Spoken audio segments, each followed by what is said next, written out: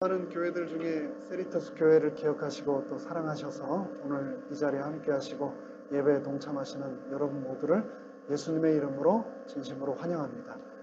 특별히 멀리 시애틀에서 저희 교회, 저희 가족의 일원이 되기 위해서 또 찾아오신 우리 박종남 집사님 특별히 환영합니다.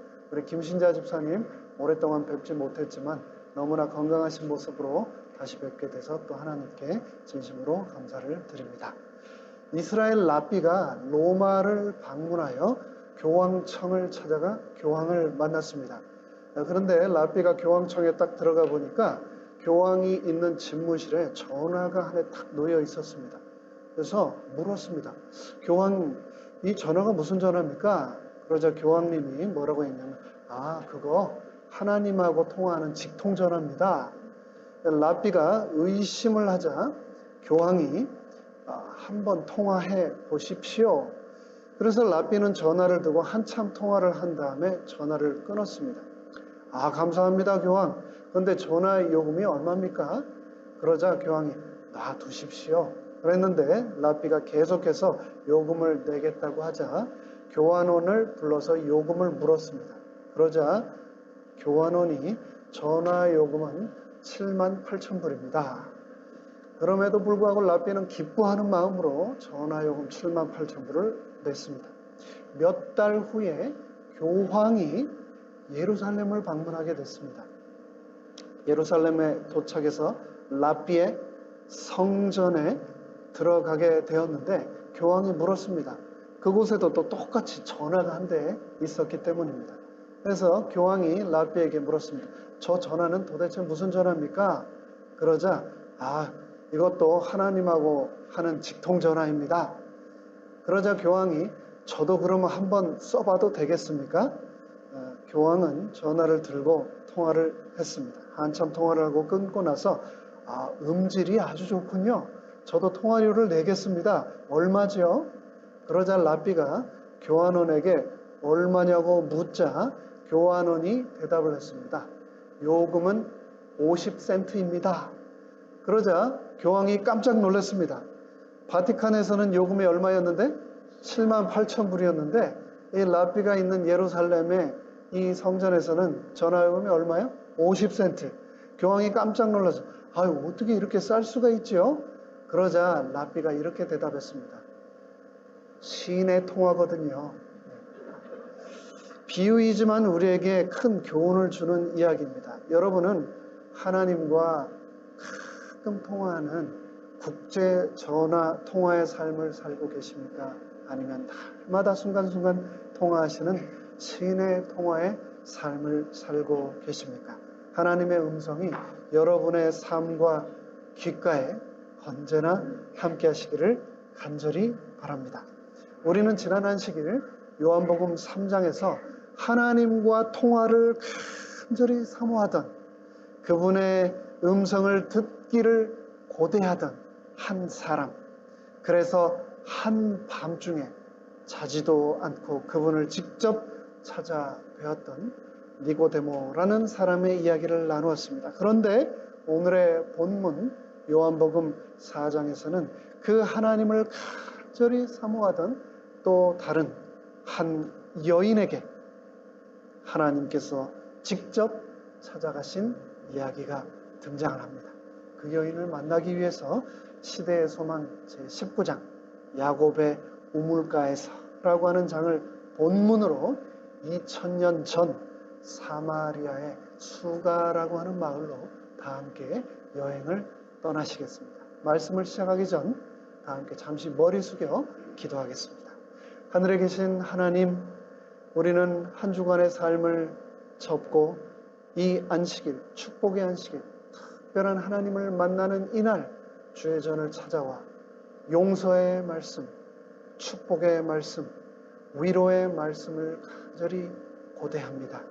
하나님, 이 시간 우리에게 생명이 되는 축복의 말씀, 위로의 말씀으로 우리의 심령을 충만히 채워 주시옵소서. 예수님의 이름으로 간절히 기도드리옵나이다. 요한복음 7장 37절은 다음과 같이 말합니다. 누구든지 목마르거든 내게로 와서 마시라. 나를 믿는 자는 성경의 이름과 같이 그 배에서 생수의 강이 흘러나리라. 오늘은 어느 날 변한 여자라고 하는 제목으로 지난 시간에 이어서 요한복음 4장을 본문으로 함께 말씀을 나누겠습니다. 예수님은 여러 성경 중에서 특별히 이 요한복음에서 예수님 자신을 스스로 정의를 하셨는데 여러 가지로 예수님 자신을 정의하셨습니다. 나는 생명의 떡이다. 나는 세상의 빛이다. 나는 참 목자, 선한 목자이다. 나는 부활이다. 나는 길이요, 진리요, 생명이다.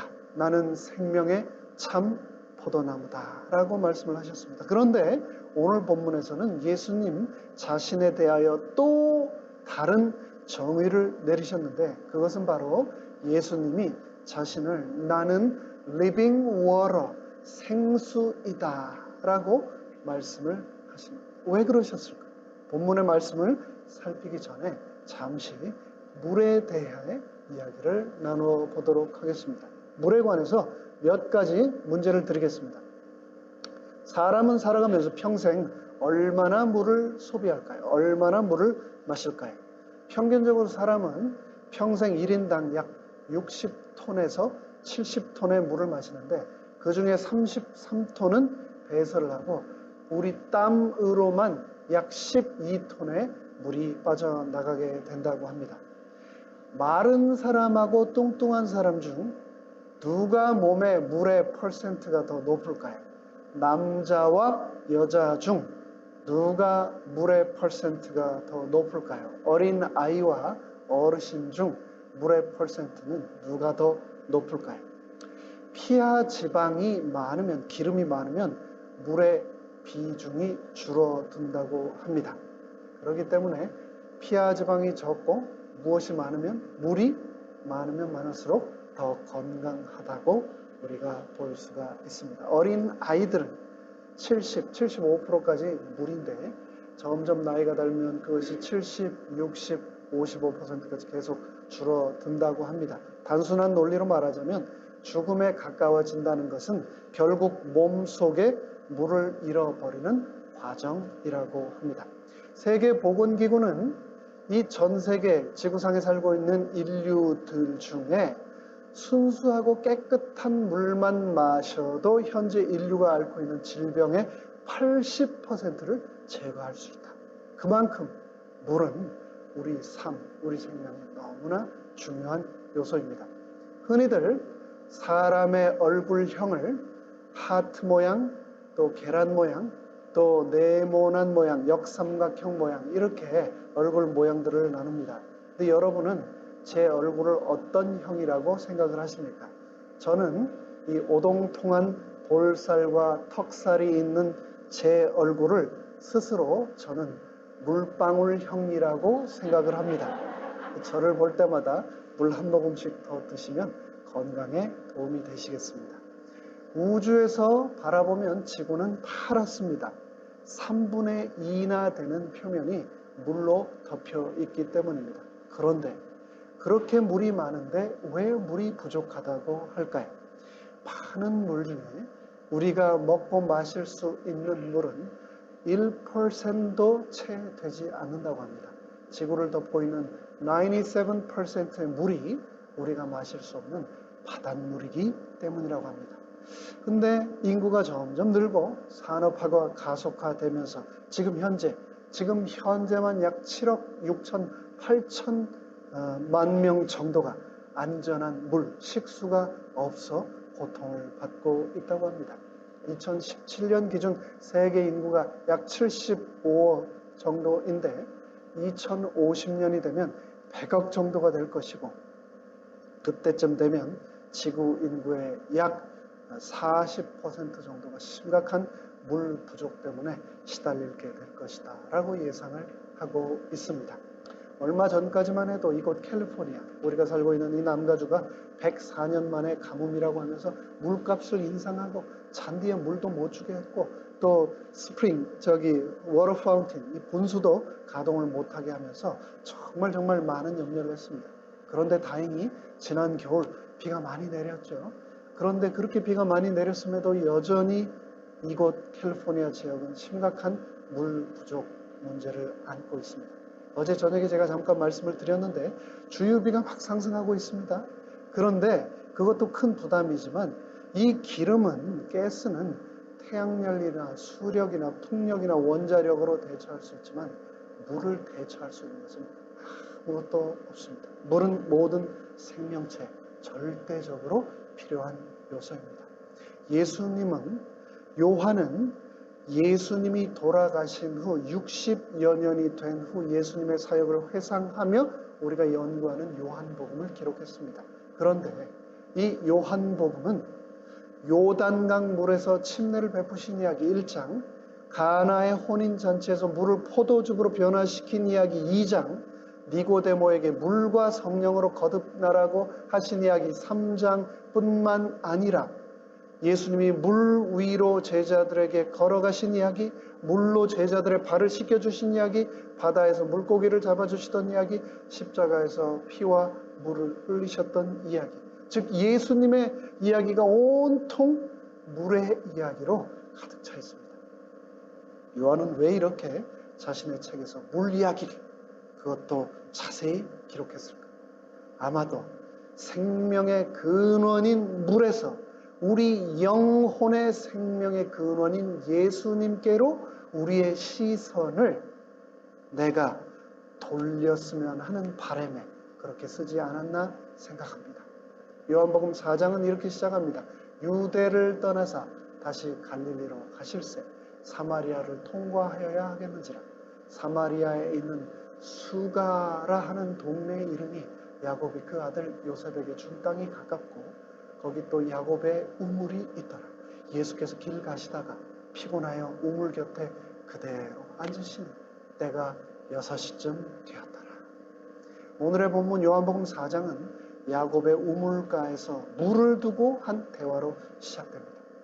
그런데 이 복음서에서 그 어떤 대화도 이 요한복음 4장의 대화보다 길지 않습니다. 가장 긴 대화를 나누신 기록, 그것도 정통 유대인이었던 예수님이 사마리아 여자와 이렇게까지 긴 대화를 나눈 이유는 무엇일까요? 이것을 기록한 요한의 의도는, 초점은 무엇일까요? 이곳에서 제6시는 오늘날로 정오 12시를 가리킵니다. 그 뜨거운 태양이 이글거리는 시간, 이름도 기록되지 않은 사마리아의 한 안악이 우물로 찾아왔습니다. 예수님은 지친 몸을 우물가에 쉬며 목이 말라 물을 마시고 싶지만 물을 앞에 두고도 두레박이 없어 누군가 물 기르러 오는 사람만 기다리고 계셨습니다. 당시 고대 근동 사람들은 물을 하나님의 선물이라고 했습니다. 그래서 나그네들에게 이 물을 대접하는 것을 아주 귀한 특권이며 의무로 생각을 했습니다. 바로 그때 이 여인이 등장하는데 우물가에 계신 예수님을 한눈에 유대인이구나라는 것을 파악하고 이 여인은 그 유대 청년을 투명인간 취급하며 말도 걸지 않은 채 부지런히 두레박질하여 자기 물통에 물을 채우고 있었습니다. 그런데 바로 그때 예수님께서 그녀에게 물을 좀 달라라고 부탁을 하시는 겁니다. 그런데 예수님께 이 여인은 어찌하여 사마리아 여자인 나에게 물을 달라 하나이까? 라고 이 여인은 예수님께 질문을 던집니다. 현재 약 800여 명의 사마리아인들이 지구상에 남아있다고 합니다. 사마리아인끼리 결혼을 하는데 이 800명 안에서 계속 결혼을 하기 때문에 인구풀이 너무 좁아가지고 근친끼리 결혼을 하게 되면 얻게 되는 유전병, 그런 유전병의 위험까지 안은 채 이 사람들은 지금 살아가고 있다고 합니다. 사진은 오늘날의 사마리아인들이 그리심산에서 자신들의 방식으로 예배를 드리고 있는 모습입니다. 성경에 보면 유대인과 사마리아인들 사이가 심상치 않음을 잘 알 수 있습니다. 그 역사적 배경을 잠시 살펴보겠습니다. 사마리아인들은 왜 유대인들에게 그토록 큰 미움을 사게 되었을까? 솔로몬이 922년 BC에 죽었습니다. 그러자 여로보암을 중심으로 북쪽 지역에 있는 10지파는 솔로몬의 아들인 르호보암의 통치에 반기를 들고 이스라엘이라는 국가를 세웠습니다. 이를 우리가 북방 이스라엘이라고 부르죠. 그런데 이 사마리아인들은 북방 이스라엘인들의 후손이었습니다. 그런데 이 이스라엘이 722년 BC에 더 북쪽에 있는 아시리아에 의해서 멸망을 당하고, 아시리아는 이 남아있는 잔존 이스라엘 백성들의 대항 세력의 결집을 막기 위해서 사마리아 지역에 살고 있는 쓸만한, 살아서 조금이라도 써먹을 만한 사람은 모조리 다 잡아서 아시리아로 끌고 가 버렸습니다.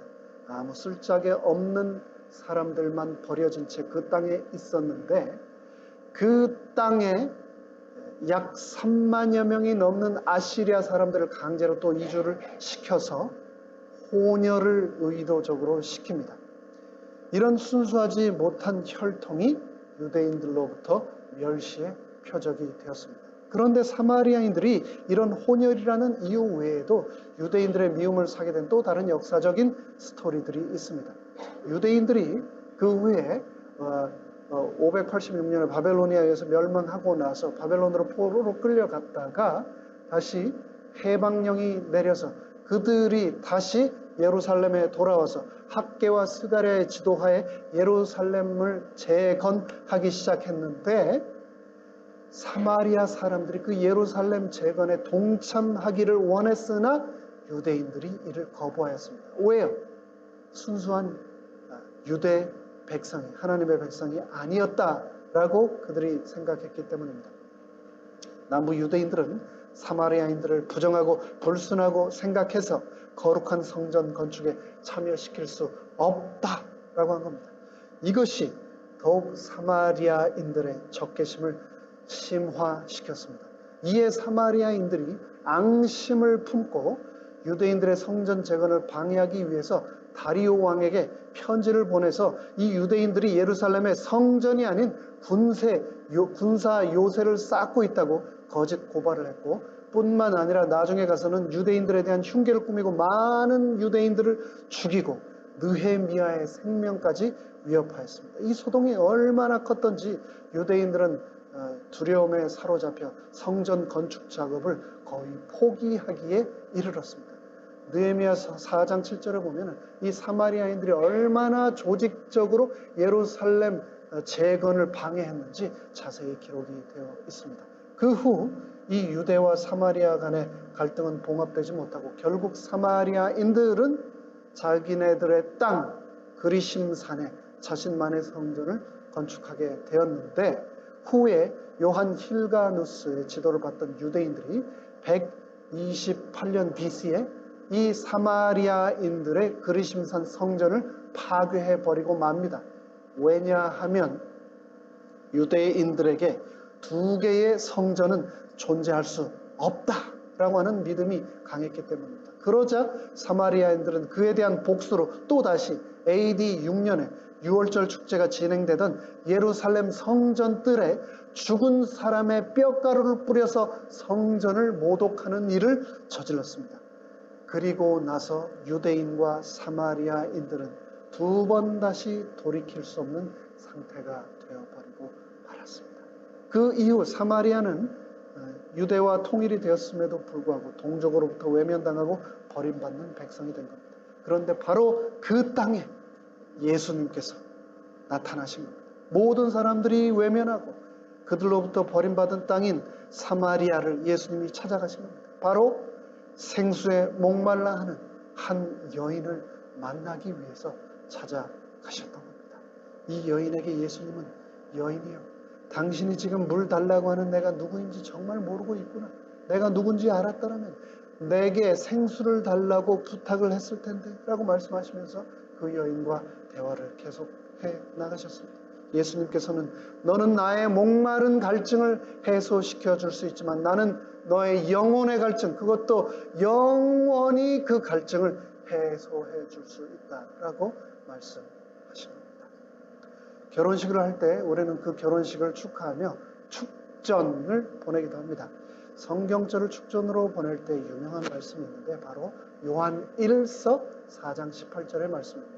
사랑 안에 두려움이 없고 온전한 사랑이 두려움을 내어 쫓나니. 두려움 없는 온전한 사랑을 이루라고 하는 좋은 말씀이죠. 근데 만약 우체국 직원이 실수로 요한 1서 4장 18절에서 1자를 빼고 요한복음 4장 18절을 보낸다면 어떻게 될까요?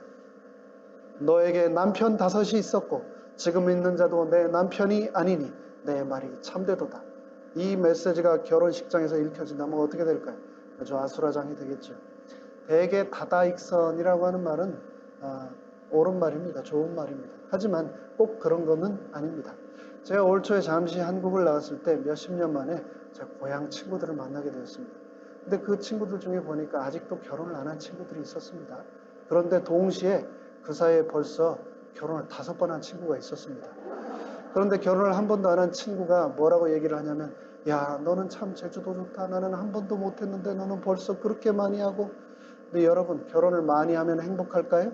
아니면 결혼을 안 하는 게 행복할까요? 결혼에 관한 여러 말들이 있습니다. 결혼 반지는 세상에서 가장 작은 장식용 수갑이다. 이런 말이 있고요. 또 소크라테스는 이런 말을 했습니다. 어쨌든 결혼해라. 좋은 아내를 만나면 행복해서 좋을 것이요. 나쁜 아내를 만나면 철학가가 돼서 좋을 것이다. 러시아 속담에는 이런 말도 있습니다. 바다에 나갈 때는 1번 기도해라. 전쟁터에 나갈 때는 2번 기도해라. 그러나 결혼할 때는 3번 기도해라. 이 여인은 참 특별한 인생을 살았습니다. 남들 한 번 하기도 쉽지 않은 결혼 6번이나 했습니다. 자신의 의지든 상대방의 의지든 이혼은 많은 상처와 후유증을 남깁니다. 그런 일을 여러 차례 겪으면서 이 여인은 인간에 대한 불신과 상처로 두터운 마음의 벽을 쌓고 이 여인의 자존감은 한없이 떨어졌을 것입니다. 그랬던 그녀가 예수님을 만났습니다. 그리고 그녀는 물동이를 버렸습니다. 왜요?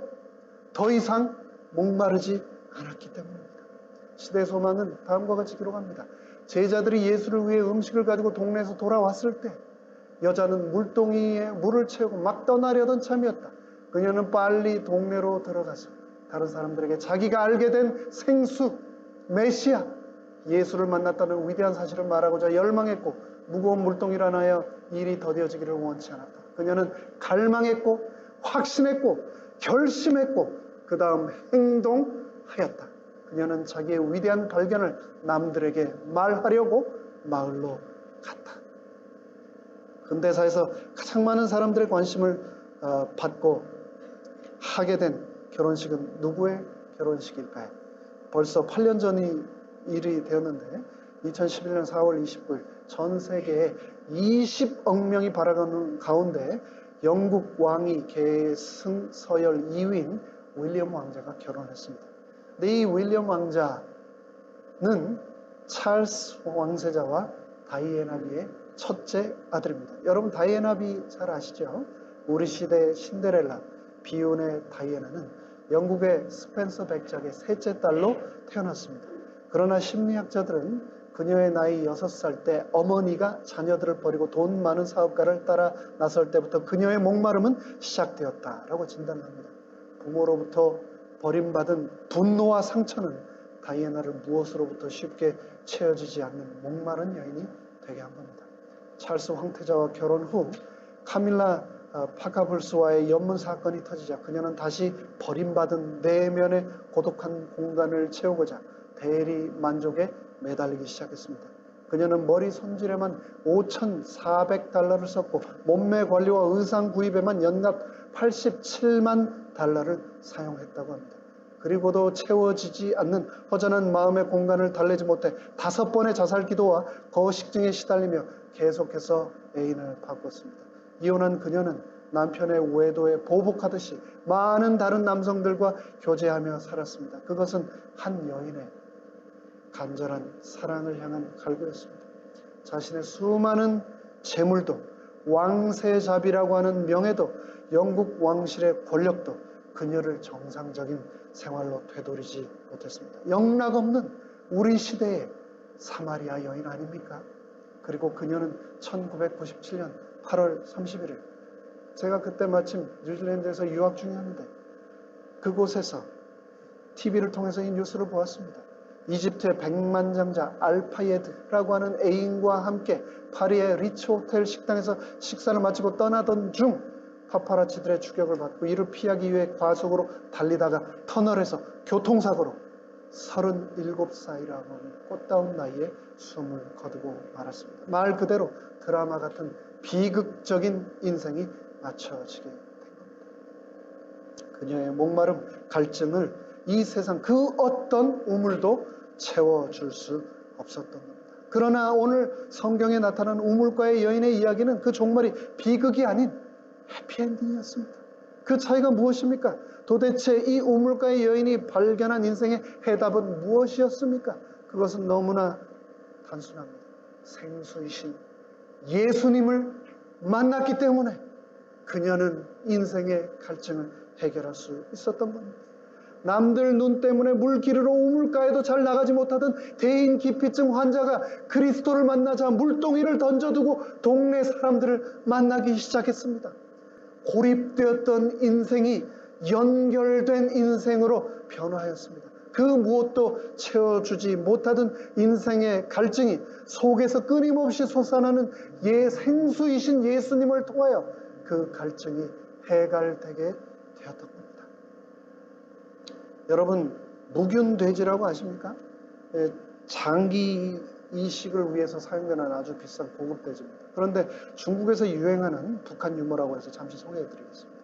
김정은이 집단 농장에 현지 시찰을 나갔다가 귀여운 이 돼지들을 보고 순간 기분이 좋아서 돼지들 가운데 서서 기념사진을 찍었습니다. 근데 신문에서 이 사진을 보도하려고 하는데 편집자는 사진 제목 때문에 좀 난감해했습니다. 제목을 뭐라고 붙이지? 김정은 동지가 돼지와 함께 계신다. 그건 아닌 것 같고, 돼지가 김정은 동지와 함께 있다. 이것도 아닌 것 같고, 결국 다음날 신문이 출판되었습니다. 사진 밑에 제목은 다음과 같았습니다. 왼쪽 세 번째 분이 김정은 동지이시다. 김정은은 이 돼지인지 사람인지 구별이 되지 않을 정도로 이 식욕과 정욕과 권력욕에 취해서 이렇게 마냥 살아가는 그런 인생을 지금도 살고 있습니다. 뉴욕타임스가 UN 북한 인권조사위원회 보고서를 인용한 내용에 의하면 김정은이 지난해 사치품으로 사들인 쓴 돈만 6,886억, 북한 식량난을 해소하고도 남을 돈을 자신의 호화별장, 전용 영화관, 요트, 고급차를 구입하는 데 썼다는 겁니다. 고모부를 총상시키고 수많은 사람들을 피해 숙청으로 죽이고 자신을 위한 호화별장, 요트에 20억짜리 벤츠를 타고 다닐지라도 결코 이 세상에서 그의 목마름을 채워줄 갈증을 해결해 줄 수 있는 것은 결코 없을 것입니다. 세상에는 수많은 종류의 물이 있습니다. 그중 우리가 찾아야 할 물은 2000년 전 사마리아 수가라고 하는 마을에 있는 야곱의 우물물이 아닙니다. 바다속 2000m 지하의 태양 접촉에 의한 부산물이 전혀 없이 깨끗하다고 하는 해양 심층수도 아닙니다. 수천 년간 얼어있다가 알루미늄 탱크에 실려 특수 보관되어 온 알래스카 빙하수도 아닙니다. 프랑스 알프스 산맥에서 흘러내려온 천연 미네랄 워터 에비앙도 아닙니다. 우리가 마셔야 할, 우리가 찾아야 할 그 물은 살아있는 생수, 리빙 워터이신 예수님이십니다. 시대 소망은 말합니다. 모든 참된 제자는 하나님 나라의 선교사로 다시 태어난다. 생수를 마시는 자는, 예수라고 하는 생수를 마시는 자는 생명의 샘물이 된다. 받는 자는 주는 자가 된다. 우리는 예수님이라고 하는 생수를 마셔야만 합니다. 그 생수를 마심으로 우리는 우리의 힘겨운 삶에서 자유를 얻어야만 합니다. 예수님을 만나면, 예수라고 하는 생수를 마시게 되면 우리는 변하게 된다라고 성경은 말하고 있습니다. 누구든지 목마르거든 내게로 와서 마시라. 나를 믿는 자는 성경의 이름과 같이 나라고 하는 생수를 마시는 자는 그 배에서 생수의 강이 흘러 나오리라. 이제 말씀을 마무리하면서 글을 하나 읽어드리겠습니다. 오늘 드리는 말씀의 제목, 어느 날 변한 여자. 여우 같은 여자에서 여유 있는 여자로, 화난 여자에서 화난 여자로, 따지는 여자에서 따뜻한 여자로, 착각하는 여자에서 자각하는 여자로, 남들에게 애 먹이는 여자에서 남들 때문에 애 태우는 여자로, 답답한 여자에서 답을 아는 여자, 답을 찾은 여자로, 빚이 많던 여자에서 빛을 바라는 여자로, 우리는 모두 단 한 명도 예외 없이 우리는 모두 다, 저와 여러분은 신랑 예수 그리스도의 재림을 기다리는 신부입니다. 그리스도의 정결한 여자입니다. 그래서 우리는 변해야 합니다. 지난 시간 요한복음 3장은 이 변화를 거듭남이라고 했습니다. 예수님이라고 하는 생수를 마심으로 거듭났던 사마리아 수가성 우물가의 여인처럼 우리 또한 거듭나게 되기를 간절히 바랍니다. 거듭남으로 생명의 샘물을 마시게 되기를 간절히 바라면서 말씀을 마치겠습니다.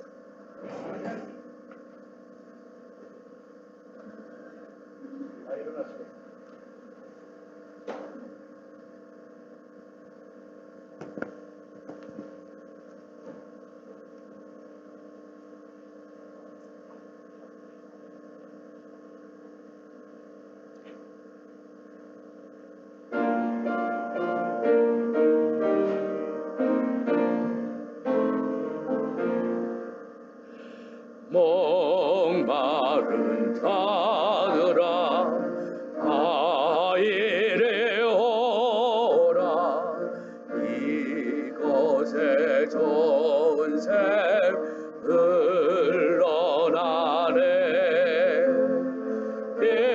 힘쓰고 애씀이 없을지라도 이 샘에 오면 다 마시겠네. 이 샘에 나는 물